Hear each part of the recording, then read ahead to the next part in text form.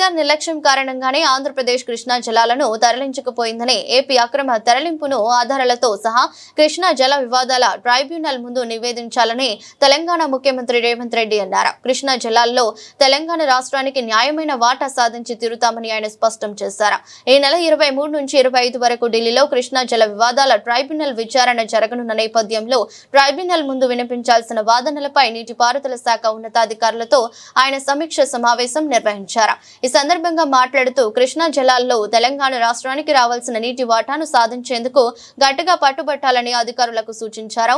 రాష్ట్ర ప్రయోజనాలను పరిరక్షించేందుకు అవసరమైన బలమైన వాదనలను వినిపించాలని ఆయన అన్నారు.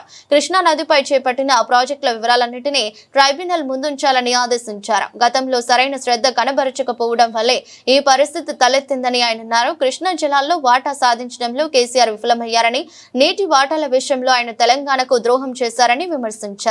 పాలమూరు, దిండి వంటి అనేక ప్రాజెక్టులను పెండింగ్ లో ఉంచారని ఆరోపించారు.